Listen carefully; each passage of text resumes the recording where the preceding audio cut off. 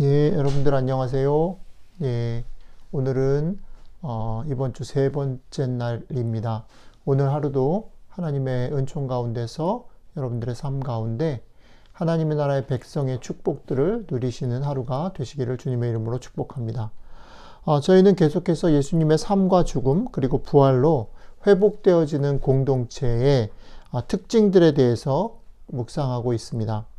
오늘은 특별히 공동체 안의 관계들이 어떻게 출발하는지, 또 공동체의 기초에 무엇이 있는지를 공감이라는 그런 단어를 가지고 같이 생각해 보려고 합니다. 오늘 우리에게 주신 하나님의 말씀 두 곳인데요. 누가복음 7장 11절로 17절, 그리고 히브리서 4장 14절로 16절 두 곳을 같이 먼저 읽어보도록 하겠습니다. 그 후에 예수께서 나인이란 성으로 가실새 제자와 많은 무리가 동행하더니 성문에 가까이 이르실 때에 사람들이 한 죽은 자를 메고 나오니 이는 한 어머니의 독자요 그의 어머니는 과부라. 그 성에 많은 사람도 그와 함께 나오거늘 주께서 과부를 보시고 불쌍히 여기사 울지 말라 하시고 가까이 가서 그 관에 손을 대시니 맨 자들이 서는지라. 예수께서 이르시되 청년아 내가 네게 말하노니 일어나라 하시매 죽었던 자가 일어나 앉고 말도 하거늘 예수께서 그를 어머니에게 주시니 모든 사람이 두려워하며 하나님께 영광을 돌려 이르되 큰 선지자가 우리 가운데 일어나셨다 하고 또 하나님께서 자기 백성을 돌보셨다 하더라. 예수께 대한 이 소문이 온 유대와 사방에 두루 퍼지니라. 아멘.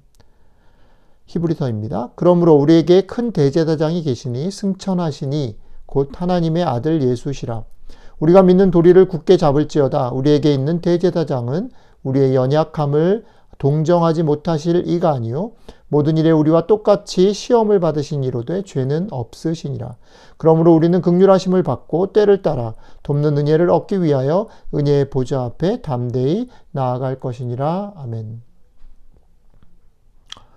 새로운 관계로 나아가는 일은, 그리고 공동체가 새롭게 회복되는 일은 그냥 저절로 우리에게 주어지지 않았습니다. 새로운 공동체의 회복, 그리고 새로운 관계로의 출발은 우리 주님께서 그 관계를 우리에게 주시기 위해서, 그 회복을 주시기 위해서 무언가를 행하심으로 그것이 우리에게 주어졌습니다. 주님께서 이 땅 가운데 오셨고 또 사셨고 또 죽으시고 부활하시는 그 일들을 통해서 우리 가운데 주어졌다라는 것이죠. 오늘 우리가 같이 읽은 누가복음의 말씀은 예수님의 이런 실천, 행동의 출발 혹은 뿌리에 공감이 있었다라는 것을 우리에게 말해주고 있습니다. 예수님은 나인성 과부의 안타까움을 보셨습니다. 성 안에서 바깥으로 나오는 그런 과부의 아들의 죽음의 그런 행렬을 예수님은 보셨습니다. 그리고 보셨을 뿐 아니라 그 여인을 보면서 안타까워하셨습니다. 그렇죠? 그 아픔에 공감하심으로 예수님은 사실은 그 일에 관계가 없으심에도 불구하고 시체를 만지셔서 세우심으로 그 사건에 깊숙이 개입하십니다. 한복판으로 들어가십니다. 사실은 시체를 만졌다라는 것은 당시 상황으로 보면 사실은 더러움을 입은 거죠. 예. 정결하지 못한 것의 상태에 들어간 것입니다. 예수님께서는 공감을 하셨을 뿐 아니라 그 공감을 실제로 실천하심으로 그 죽음, 그 거룩하지 못함, 깨끗하지 못함의 상태에 개입하심으로 그 문제를 해결하셨습니다.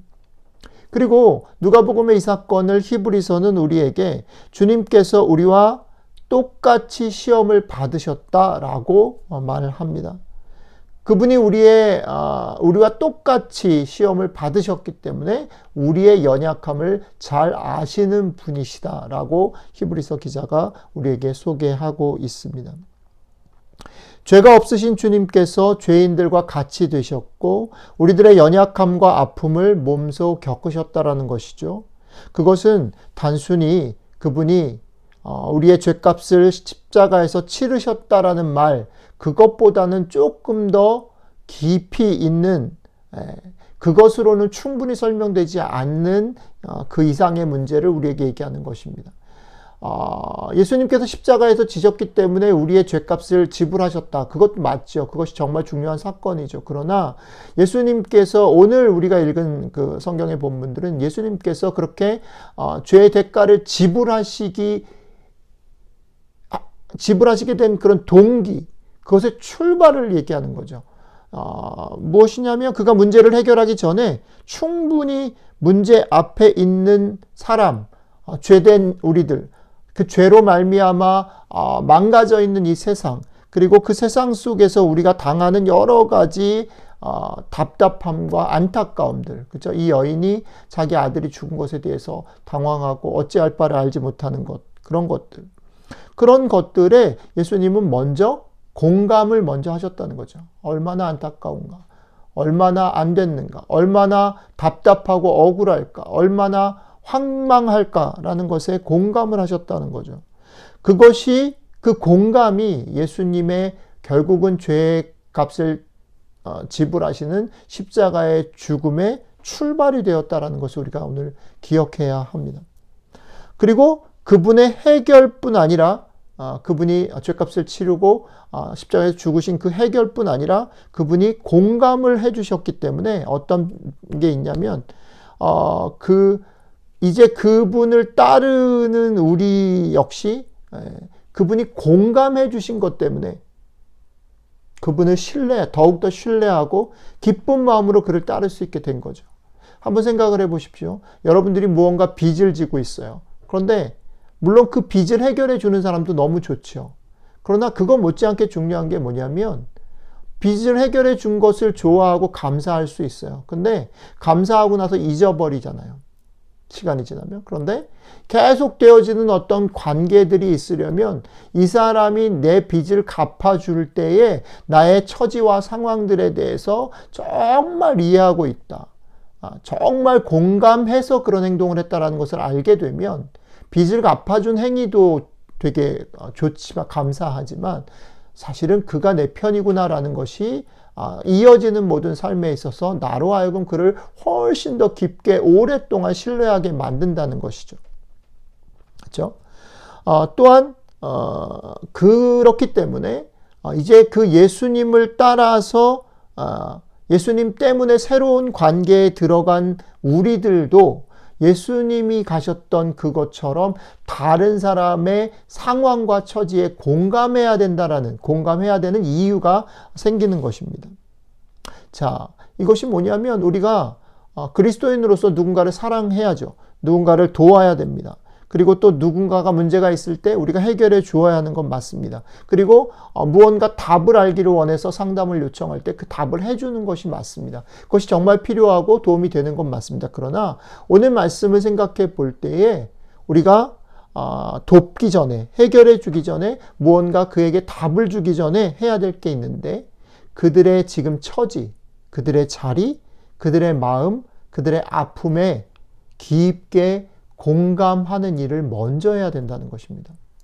그 공감 없이도 문제를 해결해 줄 수 있고요. 그 공감 없이도 무언가 답을 줄 수 있습니다. 그 공감 없이도 누군가를 도울 수 있어요.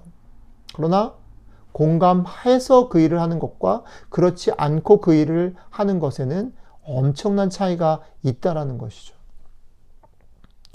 또 하나, 오늘 우리가 말씀 속에서 생각해야 될 게 뭐냐면 히브리서에 이어지는 말씀 뭐냐면 주님께서 그 공감으로 죄값을 지불해서 십자가에서 죽으셨는데 그 일은 그 일의 시작에 한번 공감하고 땡이 아니라 그 공감은 그 이후에도 계속 이어져서 우리 주님께서 부활하셔서 승천하셔서 하나님 아버지 우편에 계시면서도 계속 대제사장으로서 우리와 공감하시면서 우리의 편이 되셔서 대변하신다라는 거죠. 주님의 공감은 그의 죽음과 부활의 동기, 죽음과 부활의 출발이었을 뿐 아니라 우리의 삶에 지금도 계속 힘과 격려를 주는 근원이라는 것입니다. 그래서 대제사장이신 그분은 지금도 우리의 처지와 형편을 아시는 그 공감을 가지고 우리의 삶의 작은 신음에 귀를 기울이고 응답하신다라는 거죠. 자, 그렇기 때문에 우리가 사실은 히브리서의 말씀에 담대히 그의 보좌 앞에 나아가고 그가 우리 편인 것을 힘입어 용기를 내서 살 수 있는 것이죠. 여러분들과 제가 하나님의 은혜로 구원받았음에도 불구하고 우리들의 삶에서 계속해서 실수하거나 나가 떨어지는 그런 일들이 있잖아요. 그죠?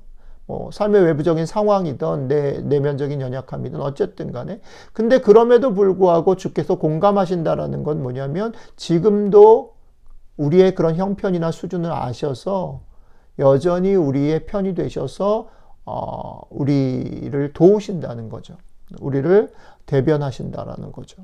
자, 그렇기 때문에 여러분들과 저는 그 예수님의 공감 때문에 지금도 힘을 낼 수 있는 그런 축복과 은혜의 자리에 나간다는 것입니다.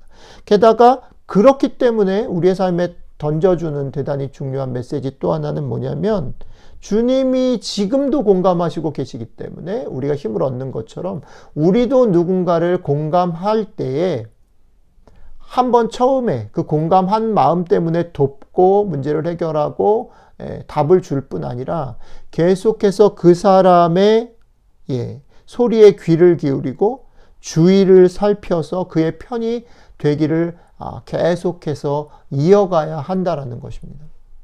자, 오늘 하나님께서 누가복음의 이야기와 히브리서의 말씀을 통해서 우리에게 주시는 메시지가 뭘까요? 소리가 뭔가요? 그것을 잘 들어보시면 좋겠습니다.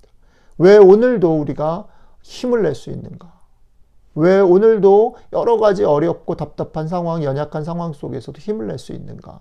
그것은 주께서 지금도 우리를 공감하고 계시기 때문입니다.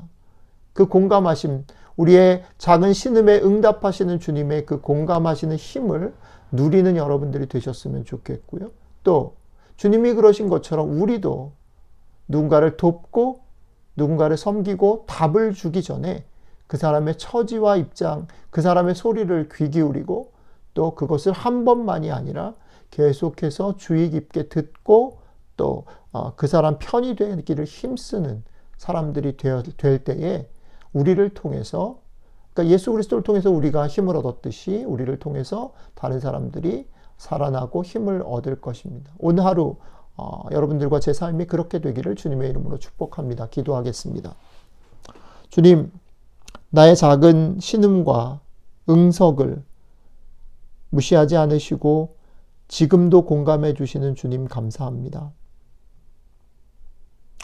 저도 살면서 만나는 이들의 눈높이에서 그들의 소리를 듣고 그들과 눈을 맞추고 마음을 나누며 살겠습니다. 무언가를 해결하고 돕고 정답을 주기보다는 그 앞에 그들과 눈높이를 맞추고 그의 음성들을 듣고 그들을 이해하고 공감하는 일을 먼저 할 수 있도록 도와주시고 그것이 처음만이 아니라 계속해서 그들과 관계할 때에 그들을 살펴보게 하시고 그들의 편이 될 수 있도록 우리에게 믿음과 용기를 더해 주시면 좋겠습니다. 이 땅 가운데 우리의 공감의 친구로 오셔서 우리를 여전히 눈동자같이 지키시고 정말 우리의 작은 신음에 응답하시는 우리 주 예수 그리스도의 이름으로 기도드렸습니다. 아멘.